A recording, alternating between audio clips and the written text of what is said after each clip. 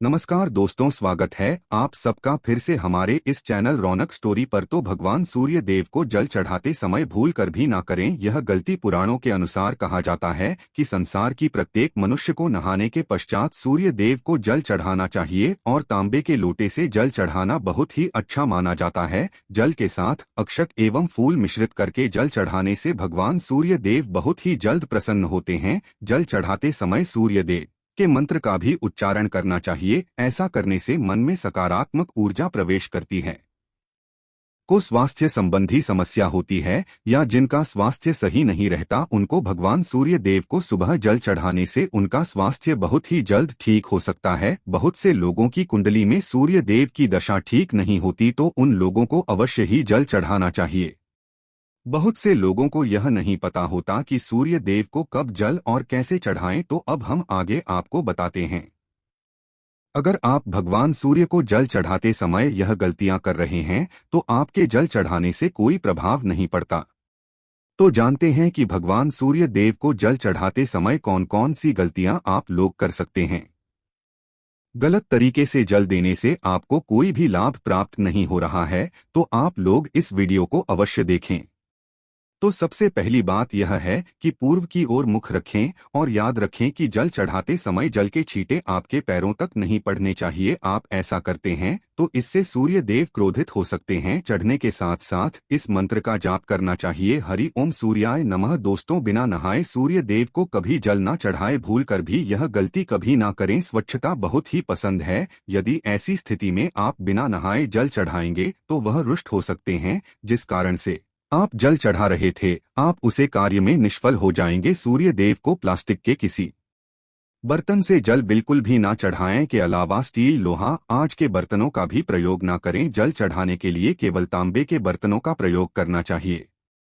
दोस्तों, इसमें वैज्ञानिक कारण भी बताया जा रहा है कि प्लास्टिक से कुछ जहरीली गैसें निकलती है जो हमारी सेहत को भी नुकसान करती है। कोशिश करें कि ब्रह्मा मुहूर्त में भगवान सूर्य को जल अर्पित करें। ब्रह्मा मुहूर्त का समय सुबह 3 से 5 तक माना जाता है। ऐसा करने से 9 ग्रहों की कृपा आप पर बनी रहती है। जल चढ़ाते समय जल के लोटे में अक्षत, फूल एवं होली अवश्य ही होनी चाहिए। यदि आपके पास सारी वस्तुएं नहीं हैं तो आप केवल अक्षत से ही काम चला सकते हैं। याद रखें कि हाथ को सर के ऊपर रखकर ही जल अर्पित करना चाहिए। कहा जाता है कि ऐसा करने से भगवान सूर्य देव की कृपा उसे पर बनी रहती है और उसे व्यक्ति के ऊपर सकारात्मक ऊर्जा का वास होता है। चल चलते समय भूल कर भी पैरों में चप्पल ना पहने। यदि आप ऐसा करते हैं तो भगवान छोड़ देते हो आपसे बेहद रुष्ट हो जाएंगे। जो आपके काम रुके हुए पड़े हैं वह कभी आगे नहीं बढ़ पाएंगे। इसलिए ध्यान रहे कि पैरों में चप्पल बिल्कुल भी ना हो। और दोस्तों, रविवार के दिन अवश्य ही जल चढ़ाएं। हर दिन आप जल चढ़ाएं या ना चढ़ाई पर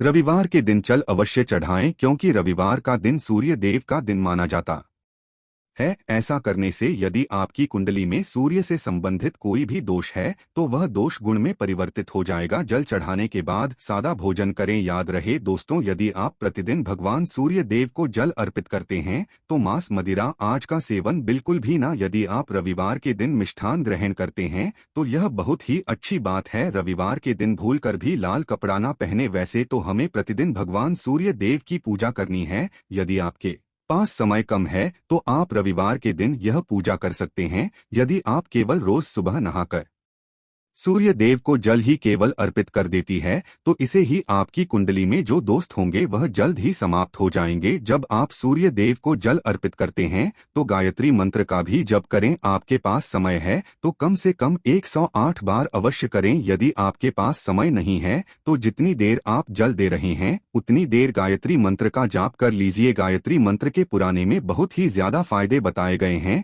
यदि आप प्रतिदिन गायत्री मंत्र का जाप करते हैं तो आपकी लगी हुई नौकरी में तुरंत वृद्धि होगी। यदि आप बाहर जाकर सूर्य देव को जल चढ़ाते हैं तो जल के लोटे में थोड़ा सा गुड़ मिला लें। ऐसा करने से आपकी सारी मनोकामनाएं पूर्ण होने की संभावना बढ़ जाती है। जिन लोगों का भाग्य साथ नहीं देता, ऐसा करने से उनका भाग्य साथ देने लगता है। यदि आपका बाकी बिल्कुल भी साथ नहीं दे रहा है तो रविवार के दिन जल चढ़ाने के पश्चात गुड़ और चावल का दान करना बहुत ही शुभ माना जाता है। यदि आप ऐसा करते हैं तो सूर्य देव की कृपा से जो भी आपके कार्य रुके पड़े हैं वह फिर से चलना प्रारंभ कर देते हैं। ऐसा करने से आपका भाग्य में वृद्धि होती है। यदि आपके पराक्रम में कमी आ गई है या भाग्य में कमी आ गई है तो रविवार के दिन अपने माथे पर लाल चंदन का तिलक लगाए। लाल चंदन जल में डालकर भगवान सूर्य देव को अर्चित कर दीजिए। ध्यान रहे कि लाल चंदन को लोटे वाले जल में डालकर ही अर्पित करें। इसके पश्चात ही माथे पर लगे। माथे पर वही चंदन लगाएं जो अर्जित करने के पश्चात लोटे में थोड़ा बच जाता है।